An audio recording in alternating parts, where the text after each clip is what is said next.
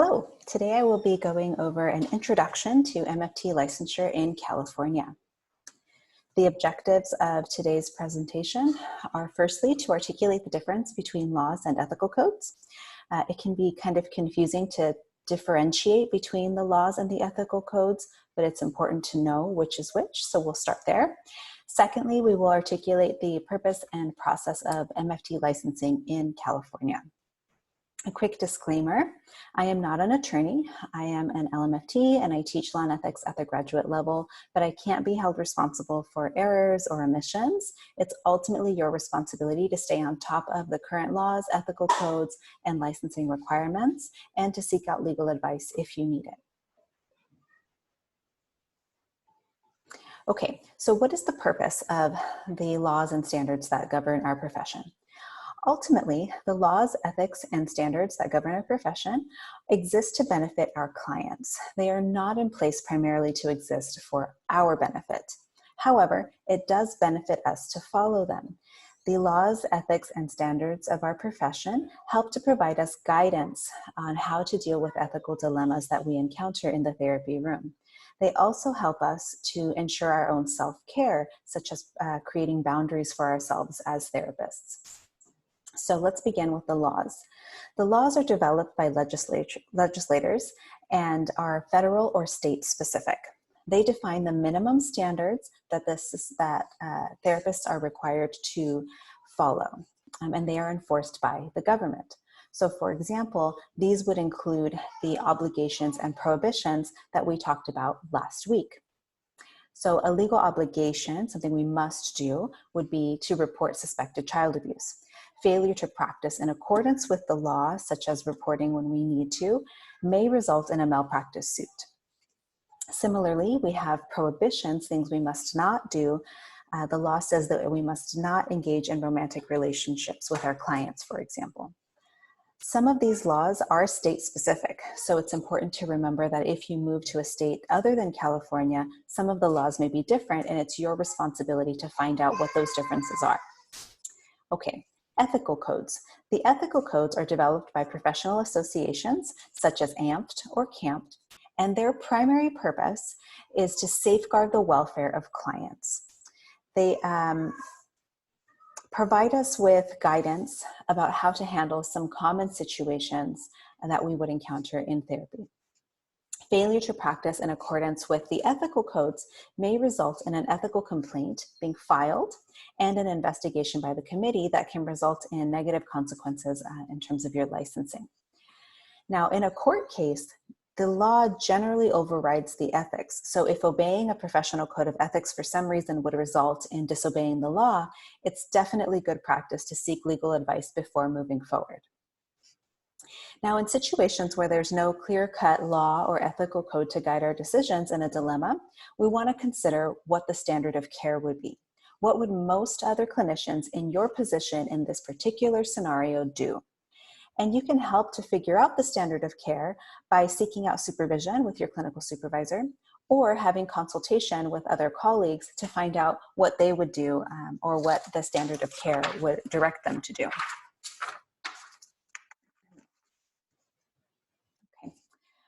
So ultimately, these three things make sure that we are doing the best that we can for our clients and not harming them. Okay, so switching gears a little bit to professional licensure. Professional licensure for marriage and family therapists in the state of California is regulated by the California Board of Behavioral Sciences, the BBS. And having a license is important as an MFT because it assures the public that you have completed minimum education requirements, a certain number of supervised training hours, and some type of evaluation that shows that you do in fact know what you're doing.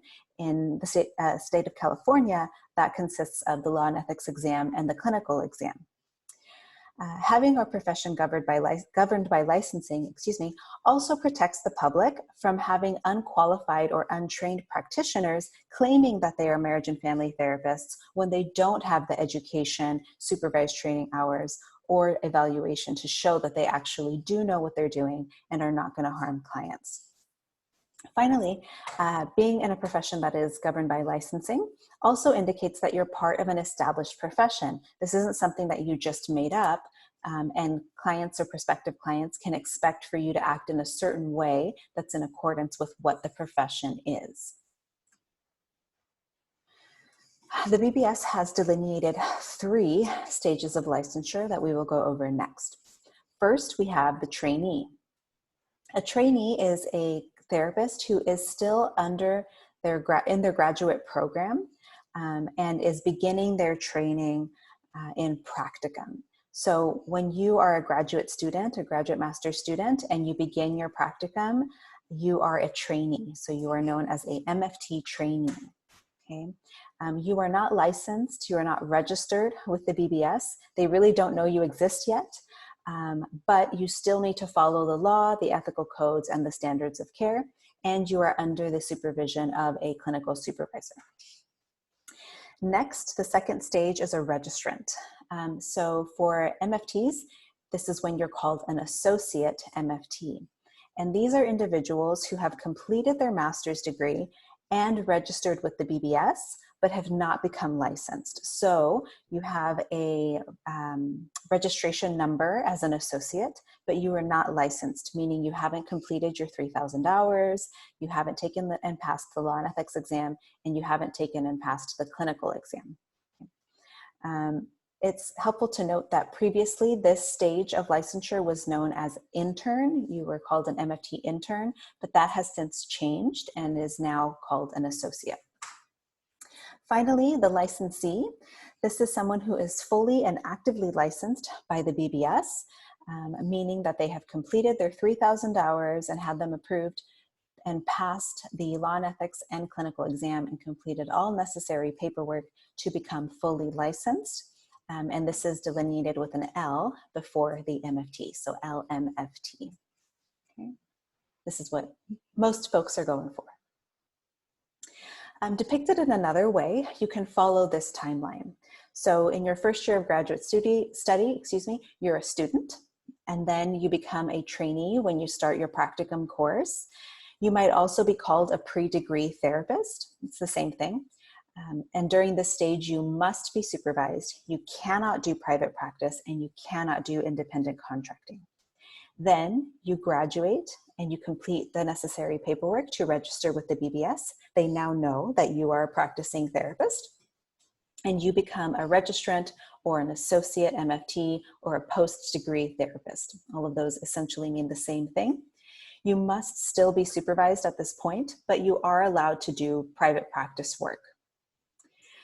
During the time that you're gathering your clinical hours and taking your exams and all of that, you're still known as an associate.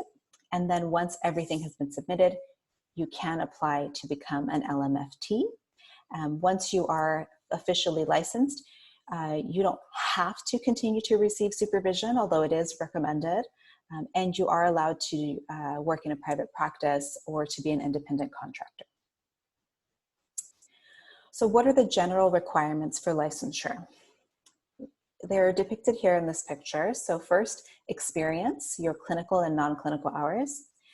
Second, your paperwork and fees to the BBS. Third, your education. Fourth, your exams.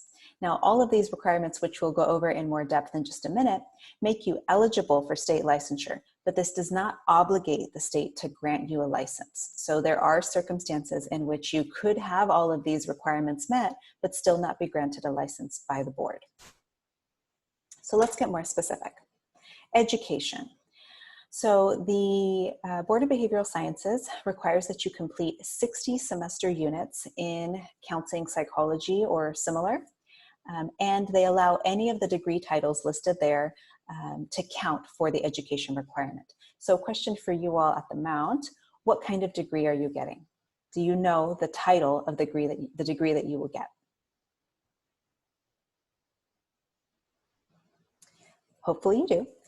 The degree that you get is a Master's of Science in Counseling Psychology, which counts. Getting a bit more specific, I have here the specific classes that you need to take. that you would have to, your program would have to show that they meet all of these classes. They provide you all of these classes. Quick note, these are requirements only for California. So if you move to a different state, they'll have different requirements and you will have to show equivalency and that you meet their requirements. Okay. So important question for those of you getting your master's degree at the Mount, does MSMU meet these requirements? Yes, no, maybe so. The answer is yes, they do. They do meet the requirements. So our clinical director remains on top of the BBS requirements and makes sure that we have everything that we need to have so that your degree counts for the BBS. This is also why you don't have a lot of elective classes in most master's psychology programs, because you need to meet all of these different criteria and there's not a lot of room for flexibility. So that's education, and then we have supervised clinical experience. So these are your 3,000 hours that you often hear spoken of when you talk about MFTs. So for your supervised experience, you must complete a total of 3,000 hours over the span of 104 weeks with no more than 40 hours per week. Of those 3,000 hours, a minimum of 1,750 must be clinical, meaning face-to-face therapy. Of those 1,750, a minimum of 500 must be with either couples, families, or children, okay? Now, beyond the clinical hours, you can also get and claim non-clinical hours, which are things like case management, supervision, training, client-centered advocacy, and so on. And you can claim a maximum of 1,250 non-clinical hours, okay? Now, while you are a trainee in practicum in the state of California, those hours that you accumulate during practicum do count, and you are actually required by the BBS to receive 225 face-to-face clinical hours in practicum by the BBS. At Mount St. Mary's, we require you to get 250 hours. Maximum in practicum, you can claim 1,300, but most folks don't get that many in just 1 year of practicum. Other things to consider during practicum. It's very likely that during your practicum year, all you're going to be worrying about is your hours. And that makes sense. But some other things to keep in mind as you go into this stage of your training. Is the population that you're working with in practicum the one that you want to work with ultimately? It can be helpful to see, do you like working with couples, adults, kids, certain issues, and to figure those things out for yourself so that when you go to apply for jobs, you have a better idea of what kind of job you're seeking out. What kind of special trainings do you think you'll need? If you're planning on going for a DMH contracted job, for example, they're going to want to see that you have some evidence-based practice trainings, right? And then are you getting adequate and appropriate supervision?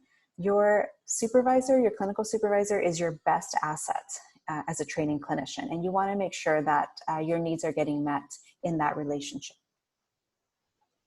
Okay, number 3, paperwork and fees. I'm not going to go over this in depth, but there's lots of paperwork and lots of fees that you pay along the way to becoming licensed. Total, about on average, assuming you pass both of your exams the first time, it costs about $828 to become licensed total, and then $150 every 2 years afterward for renewal. Okay, and finally, you have to pass 2 exams, the California clinical exam and the California law and ethics exam. So the law and ethics exam is what this class is supposed to prepare you for. And we'll go into that in much more depth in our next lecture. And once you pass that, then you can take your California clinical exam after you've gotten your 3,000 hours. And this is like the last hurdle before being able to apply for licensure. So that is it. That is a really broad overview of laws, ethics, and the licensure process in California. Hope it was helpful.